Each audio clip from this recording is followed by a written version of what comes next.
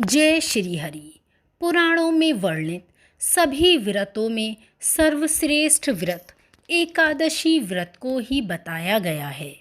जो व्यक्ति एकादशी का व्रत करता है उसके सारे पाप कट जाते हैं। एकादशी को महान पुण्य देने वाली तिथि के रूप में माना गया है। प्रत्येक पक्ष की एकादशी का अपना अलग अलग महत्व है। एकादशी का व्रत करने से हवन, यज्ञ और वैदिक कर्मकांड से भी अधिक फल प्राप्त होता है। मोहिनी एकादशी का व्रत रखने वाला व्यक्ति सांसारिक सुखों को भोगकर अंत में मोक्ष की प्राप्ति करता है। इस व्रत की कथा को सुनने के प्रभाव से 1000 गायों के दान के बराबर ही पुण्य की प्राप्ति होती है।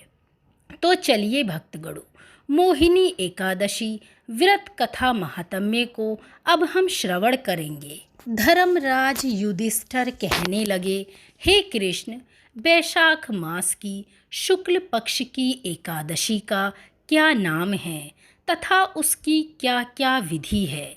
इस व्रत की क्या कथा है? सभी आप प्रेम पूर्वक और विस्तार पूर्वक बतलाइए।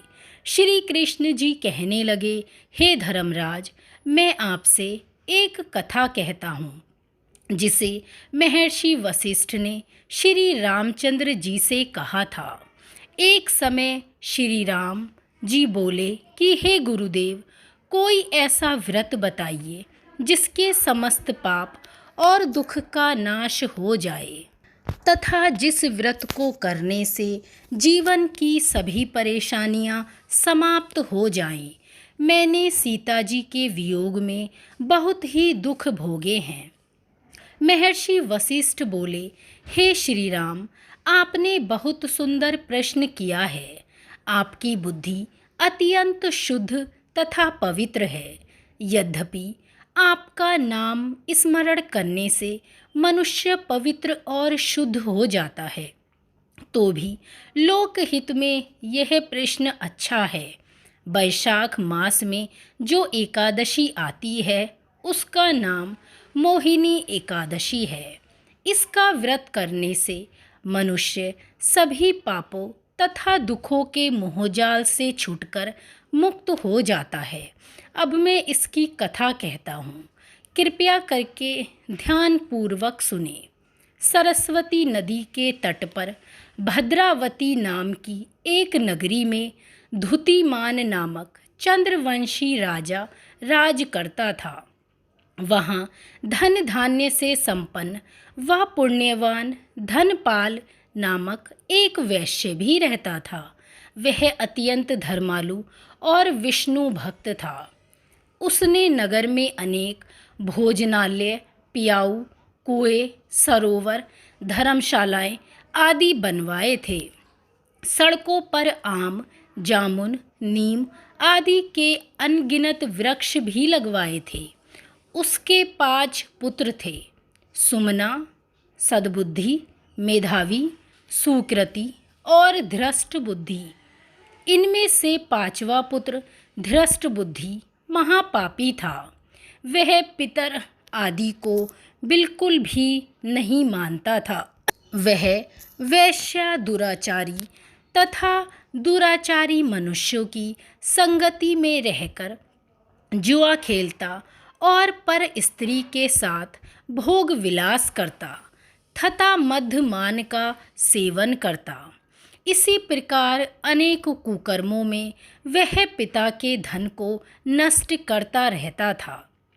इन्हीं कारणों से त्रस्त होकर पिता ने उसे घर से निकाल दिया था। घर के बाहर निकलने के बाद वह अपने गहने कपड़े बेचकर अपना निर्वाह करने लगा। जब सब कुछ नष्ट हो गया तो वैश्या और दुराचारी साथियों ने उसका साथ भी छोड़ दिया। अब वह भूख प्यास से अति दुखी रहने लगा। कोई सहारा ना देखकर वह चोरी करना सीख गया। एक बार वह पकड़ा गया तो वैश्य का पुत्र जानकर चेतावनी देकर उसे छोड़ दिया गया, मगर दूसरी बार वह फिर से पकड़ में आ गया। राज आज्ञा से इस बार उसे कारागार में डाल दिया गया। कारागार में उसे अत्यंत दुख दिए गए। बाद में राजा ने उसे नगरी से निकल जाने को कहा। वह नगरी से निकल वन में चला गया। वहाँ वन्य पशु पक्षियों को मारकर वह खाने लगा।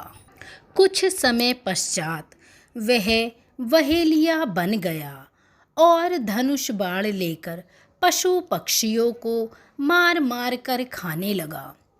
एक दिन भूख प्यास से व्यथित होकर वह खाने की तलाश में घूमता हुआ कौंडिन्य ऋषि के आश्रम में पहुंच गया। उस समय वैशाख मास था और ऋषि गंगा स्नान कर आ रहे थे। उनके भीगे वस्त्रों के छींटे उस पर पड़ने से उसे कुछ सद्बुद्धि प्राप्त हुई। वह कौंडिन्य मुनि से हाथ जोड़कर कहने लगा कि हे महामुनि, मैंने अपने जीवन में बहुत पाप किए हैं। आप इन पापों से छूटने का कोई साधारण उपाय जो बिना धन वाला हो कृपया मुझे बतलाइए। उसके दीन वचन सुनकर मुनि ने प्रसन्न होकर कहा, तुम वैशाख शुक्ल की मोहिनी एकादशी का व्रत करो, इससे समस्त पाप नष्ट हो जाएंगे। मुनि के वचन सुनकर वह अत्यंत प्रसन्न हुआ और मुनि ने उसे उस व्रत की विधि भी बतलाई। ऋषि द्वारा बताई हुई विधि के अनुसार ही उसने व्रत किया। हे राम, इस व्रत के प्रभाव से उसके सभी पाप नष्ट हो गए और अंत में वह गरुड़ पर बैठकर विष्णु लोक को गया। इस व्रत से मोह आदि सभी नष्ट हो जाते हैं।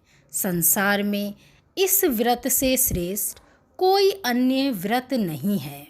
इसके महात्म्य को पढ़ने से अथवा सुनने से 1000 गौदान का फल प्राप्त होता है। एकादशी के व्रत में एकादशी कथा महात्म्य को प्रेम पूर्वक अवश्य ही श्रवण करना चाहिए। हे श्री हरि विष्णु, जैसे आपने उस धृष्ट बुद्धि को बुद्धि और सद्बुद्धि प्रदान की और बैकुंठ में अपने लोक में स्थान दिया, वैसे ही इस व्रत की कथा सुनने और पढ़ने वालों को बैकुंठ लोक में प्रेम पूर्वक स्थान दीजिए। बोलिए श्री हरि विष्णु की जय। मोहिनी एकादशी कथा की जय।